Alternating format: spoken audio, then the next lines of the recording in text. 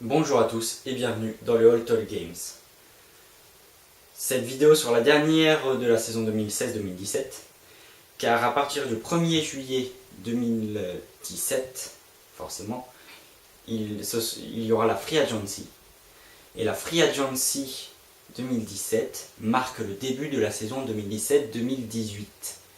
Même si les matchs commencent en octobre, mais en NBA ça fonctionne souvent comme ça. Donc ça sera la dernière vidéo officielle de cette saison. Donc aujourd'hui je vais parler des NBA Awards qui ont eu lieu le mercredi, que je ne me trompe pas, le mercredi 22. Bon, ils ont eu lieu ce mercredi. Aujourd'hui nous sommes vendredi. Bon, il y a eu la vidéo de la draft entre temps, j'ai pris du retard, du coup je vous la fais un petit peu en retard. Mais voilà, je vais parler que de 7 trophées parce qu'il y en a eu beaucoup de remis, il y en a eu d'ajoutés. Mais je m'en tape un peu de ceux qui ont été ajoutés parce qu'en plus ils n'ont même pas forcément été bien ajoutés. Dans le sens où c'est pas forcément ceux qui auraient dû être récompensés qui ont été récompensés. Du coup, on va parler des 7 plus classiques. Donc MVP, coach de l'année, rookie de l'année, défenseur de l'année, 6e homme de l'année, meilleure progression de l'année et dirigeant de l'année. Dirigeant de l'année me tient à cœur aussi. Donc, alors, MVP, il a mis 42 triple-doubles dans la saison, record all-time. Il a tourné en triple-double de moyenne dans la saison. Il a réussi à conduire une équipe limite pour les playoffs à la 6e place, ce qui est propre, c'est très très propre. C'est bien évidemment Russell Westbrook. J'avais mis un commentaire dans une publication où les gens étaient bien en débat d'ailleurs. C'est une publication de la First Team qui disait, qui mettait Russell Westbrook MVP, qu'en pensez-vous? Donc, très bien, ça c'est pas sur ça que j'ai à dire, mais c'est surtout les gens dans les commentaires qui forcément disaient Harden mérité. Et en gros ce que j'ai expliqué très clairement, c'est qu'en soi il y avait 5 joueurs qui réellement méritaient le titre de MVP. Personnellement ils le méritaient. Mais il a fallu choisir le meilleur de ces 5. Et un triple-double, c'est la deuxième fois qu'un joueur tourne en triple-double. C'est la deuxième fois qu'on voit quelque chose comme ça dans l'histoire, et la première fois, le gars n'avait pas été récompensé. Et ce qui est injuste en soi, mais ça avait été une saison particulière, hein, parce que dans cette même saison où un gars tourne en triple-double, c'était en 1962, je crois. Il me semble que c'était en 1962 où Oscar Robertson tourne en triple-double. 50 points par match dans la saison pour Wilt Chamberlain, et c'est Bill Russell qui est récompensé. Donc c'est une saison très particulière.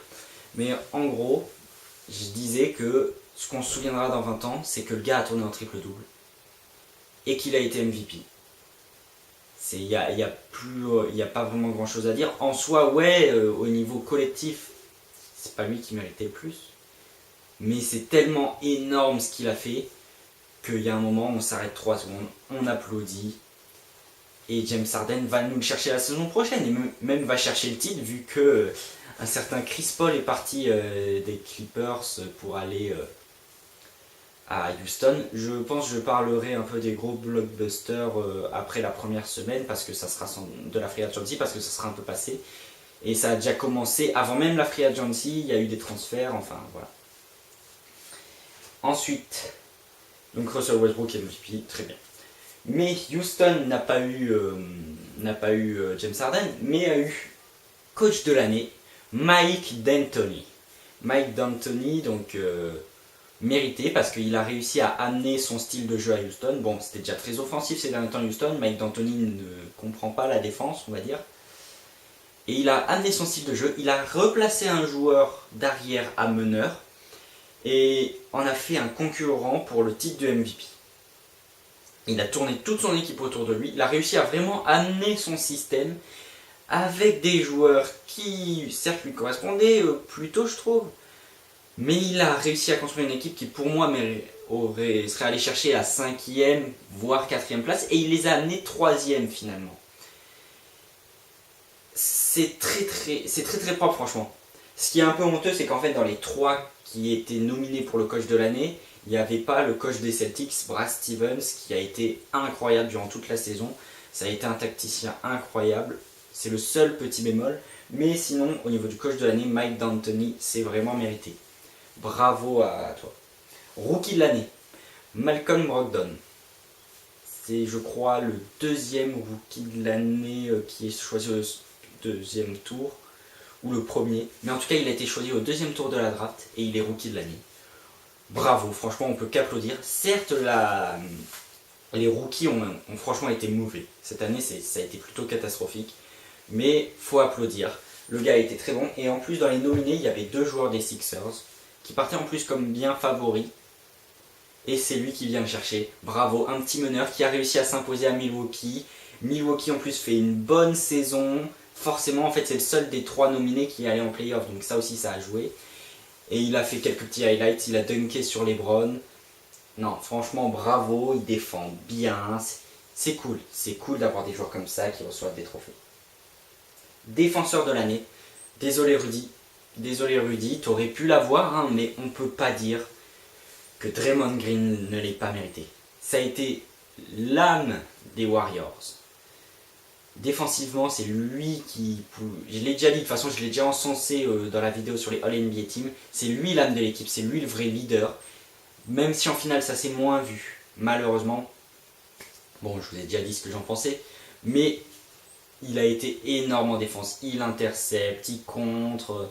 Bravo à lui, mais il mérite et voilà. Disons qu'après les récompenses, il faut applaudir. Après les récompenses, il ne faut pas réfléchir. Pendant quelques temps, tu gueules pas, t'applaudis. C'est ça qui est beau. C'est pas de dire non mais il n'aurait pas mérité, ça c'est nul. Vraiment, arrête-toi 3 secondes. Dis au gars bravo, reviens la saison prochaine.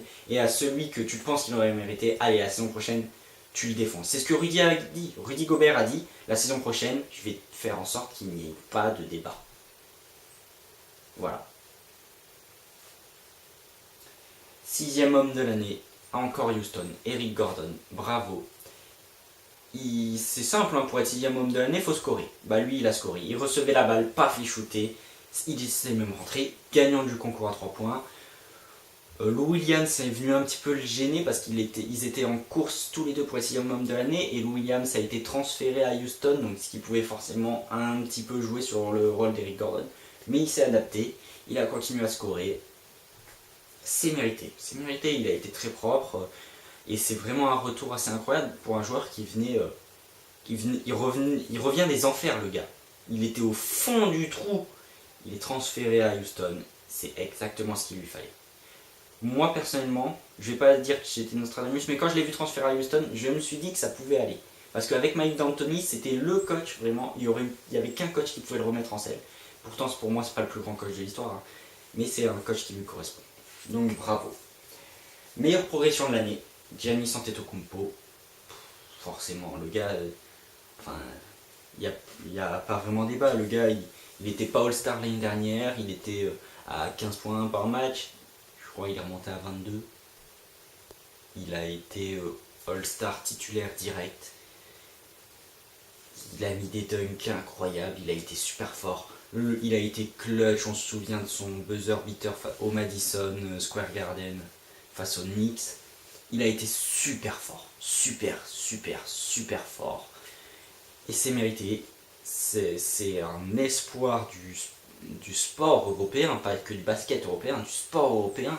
Un espoir incroyable dans le sens où ce gars, avant d'être drafté en 2013, si je ne me trompe pas, il était dans les rues d'Athènes. Quand il était petit, il se trimballait dans les rues d'Athènes. C'était pas genre un gars normal comme il n'avait pas son petit appartement normal. Il avait peut-être un foyer, hein, mais ils étaient d'une pauvreté dingue avec son frère. Et c'est la preuve que tu peux t'en sortir et c'est vraiment une histoire incroyable. Franchement, allez voir l'histoire de Giannis Antetokounmpo. Elle est géniale. Et on va terminer donc par le dirigeant de l'année, Bob Myers. Bob Myers, vous ne devez pas connaître le nom si vous ne suivez pas bien la NBA. Pour ceux qui suivent la NBA, peut-être que vous connaissez. Bob Myers, c'est le dirigeant des Golden State Warriors. Et comment comment ne pas lui remettre le titre? Sachant que ça se joue énormément en fait sur les transferts, sur qui t'as réussi à amener. Et c'est en ça que la Free Agency compte pour... que la Free Agency 2017 par exemple va compter pour 2017-2018. Là, Bob Myers a été récompensé car il a réussi à ramener Kevin Durant aux Warriors. Et on ne peut pas se le cacher, c'est vraiment un truc de bâtard. C'est vraiment un truc de fou de réussir à amener un joueur aussi fort dans une équipe comme ça. Non, donc Bob Myers mérite totalement son titre. Après, je vois pas bien qui on aurait pu dire. Danny Ainge peut être cité parce qu'il a réussi à amener Al Horford et puis Boston a bien monté. On peut citer Doc Rivers. Non, je rigole. Ou encore Phil Jackson qui a été viré il y a quelques temps. Pourquoi? Parce qu'il a été mauvais. Donc voilà, non. Voilà, donc voilà pour les récompenses. Je vais placer juste un petit mot pour la cérémonie. Avant, en fait, il n'y avait pas de cérémonie comme ça. Avant, c'était au fur et à mesure des playoffs où on trempait. Alors, comme ça a été beaucoup dit, la cérémonie c'est bien en soi. Elle n'est pas forcément nulle, c'est pas une idée à enlever. Mais c'est le timing qui est dégueulasse parce que fallait le faire soit juste après la saison et juste avant les playoffs, soit entre deux tours, mais disons qu'on n'a plus la hype. Durant toute la saison, on avait la hype Russell Westbrook, James Harden, on était super chaud sur ce débat. Et puis, du coup, maintenant, presque on s'en fout, il n'y a plus de débat. Enfin, il n'y a plus de débat. Il n'y a plus l'engouement. Moi, j'attendais cette cérémonie pour voir, parce que c'était la première, mais franchement, soit vous enlevez la cérémonie, soit vous la déplacez. C'est pas forcément une idée à enlever la cérémonie, franchement. Elle était assez cool, Nicki Minaj a fait son petit truc, c'était pas fou, mais bon, voilà. Drake a été mauvais par contre. Mais disons que si on veut faire une cérémonie, faites-la plus tôt, histoire de pas faire tomber la hype autour du titre de MVP par exemple. Enfin voilà, voilà ce que j'ai pensé des NBA Awards auxquels j'ai pu assister. Enfin assister, pas à New York malheureusement, mais bon. Et voilà aussi pour les récompenses. Je vous dis à la prochaine et n'oubliez pas.